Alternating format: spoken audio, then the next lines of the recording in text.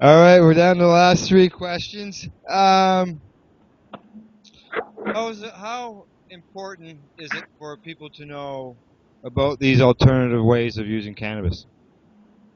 It's very important that people know their options. I mean, what I really like about the alternative methods of ingestion, especially cookies and baked goods, is it's very wholesome, right? It has that very wholesome aspect to it that the general public can kind of understand, because, I mean, there's a lot of controversy around medical marijuana because it's smoked, right? Right. I think when you start explaining to people from an educational standpoint, people are very receptive and they're very shocked to know that you don't have to smoke this, that it's not, that this crude form of ingestion is not the only one, and then they come to realize just how versatile cannabis is in medicine. And I blame that all on prohibition. I blame it all on prohibition, because if we didn't have prohibition, that stuff all would have been searched years ago. Yep. Yeah. Yep. Is it, as you know, with Health Canada and the licenses, they don't like us to have any of these items that we've discussed, these harm reduction type items. Is it right, Health Canada, to not allow us to have them? Like, got any opinion on that you want to share? Well, we saw in BC with the Owen Smith trial that in fact preventing patients from accessing these alternative forms of ingestion is unconstitutional, and to limit the medical marijuana access regulations to the scope of just dried marijuana is not, it doesn't reflect the reality for patients, which is that it's not just a medicine that they smoke. They can vaporize it, they can cook it, they can turn it into hashish and concentrate the trichomes. There's so many different ways and there's so many different forms of marijuana that it's clearly it's a shortcoming in the program. I think it's silly for them to disallow it. But from what I understand, if you have an APP in the province of British Columbia, you are allowed to have any type of marijuana product in your possession as long as you're within your possession limit. Like, let's face it, someone who's never smoked in their life, whether they're 20 years old or whether they're 60 years old, there's no reason for them to basically force somebody who wants to use cannabis to have to smoke it. Yep. And, when there is all these other alternative ways in order to use it. Yeah, and at the dispensary here, we're seeing more and more patients being referred to us, more and more first-time cannabis users being referred to us by their doctors. We're talking about people who are middle-aged, who've never smoked marijuana before ever, who are experiencing pain or whatever condition they happen to be treating with cannabis, where their doctors are outright saying, hey, you've tried everything, why don't you try cannabis? And they have no idea where to start, and they have no idea that, a lot of them, they don't want to smoke it, they don't know what I think these people especially need to be informed of a lot of of all the options. Especially, and what I find is especially with elderly folks, a lot of them are not interested in smoking, and they're more interested in edibles and having that option. Right. Okay. Does anybody have any questions offhand? Any questions? No question. Oh, pardon me. What is your website address? cannabusaccess.ca. cannabusaccess.ca. Okay. And last question to you, Adam. Yes. Is there anything that you would like to mention that we haven't covered? I'm sure there's lots of stuff that we haven't covered, but is there anything else offhand that you'd like to? There's tons. I mean, I don't know. I mean, if any patients have any questions about edibles, how to make infusions or extractions, or want any tips or advice, they can feel free to contact me at the office, and you can sign up with us at our dispensary. I guess the one thing I would reiterate is that if you're making these things at home, you really want to keep track of the dose. You want to keep track of how much you're putting into your butter, and you want to know how much is ending up in your final product. And the way to do that is if you know how many grams of cannabis are being put into how many cups of butter, you need to look at what your recipe is going to yield.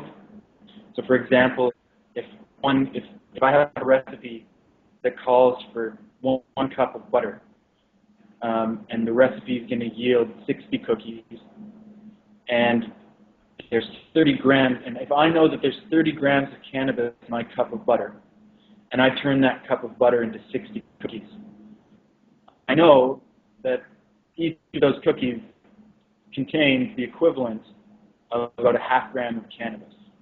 Okay, and that's the general formula you want to keep in mind when you're making any of these things, because you want to be able to duplicate your results. You want to be able to make the same product at the same strength every time, so that it's not too weak, but also so that it's not too strong. That was something that my family doctor talked about when I talked about cannabis. He says, when I prescribe you a pill, I know what's in each pill. And I know how much of the medicine is in each one, but I don't know what medicine is within your joint. So basically, what you're saying is the same thing as what my doctor says, that you're learning what's in each edible item that you're using and controlling it. Yeah, and it's always important to just keep in mind this. The slogan is start low and go slow. And so you start with a small dose, and you want to go slow. You want to wait a few hours to see how it affects you, and then determine if that was too little, just right, or too much, and adjust your dosing accordingly. Because it's another reason why physicians are loath to prescribe cannabis, is because it's not a conventionally dosed pharmaceutical medication. It is something that the patient goes through a process of trial and error to discover what works. Patients will try different strains, they'll try different products, different methods of ingestion, and often it's a combination of all these things that will that will end up being the sort of cannabinoid regimen for the patient. So, and if you have a better grip of that, you can then in turn explain that to your physician, who says, well, I don't know how much is in your joint, and you can say, well, I know exactly how much is in my brownie. We talked right at the very beginning. We talked about this is my last little thing I just thought about here. We talked about some legalities when it comes to compassion centers.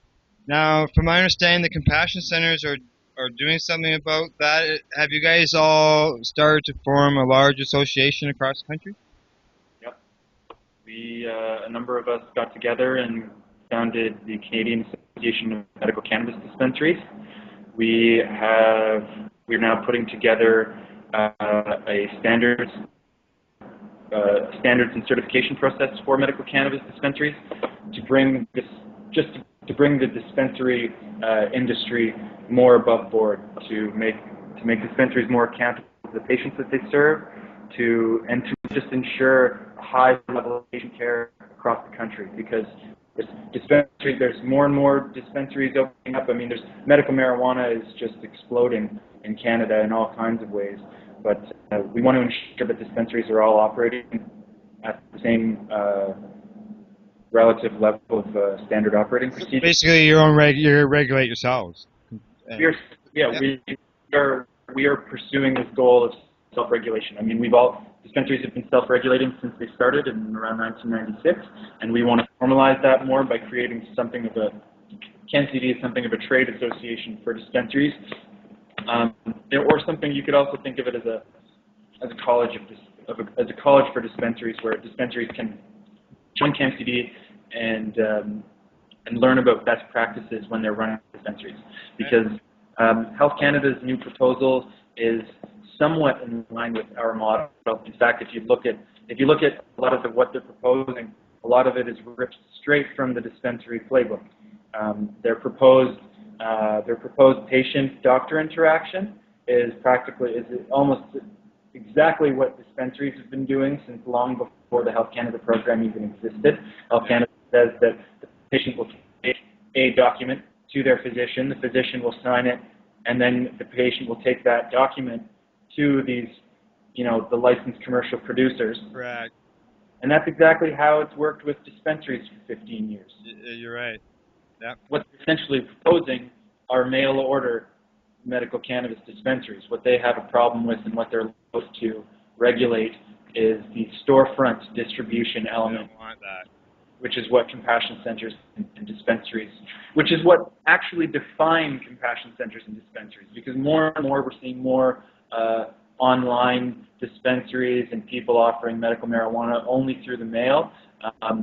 Really, it's extremely important that if we create a medical marijuana program, that if we're recreating the medical marijuana program, actually, that we maintain the human element of the dispensary. I mean, it's so important for patients to be able to come to a place where they can talk and discuss their use of cannabis, meet other patients who use medical marijuana. Yeah. Because a lot of, being ill is a very marginalizing, very stigmatizing state of being. It's very isolating. A lot of people experience great isolation just by virtue of being sick, let alone the isolation and the stigma and the discrimination that can come with using marijuana as medicine.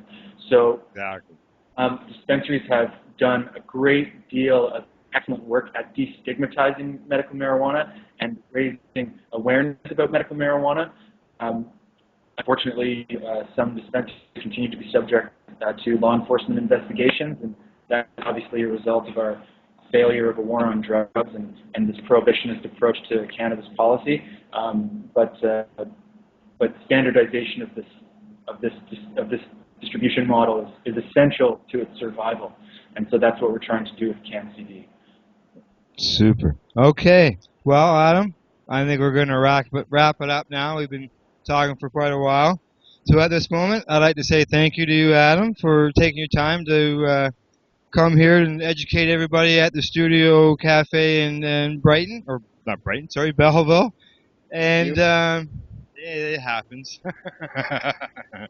And I'd also like to thank Patricia and Stuart here at the studio for allowing us to do this. And thank you for everybody being here, for being people that are advocating cannabis education. Thank you, everybody. Bye-bye. Bye, Al.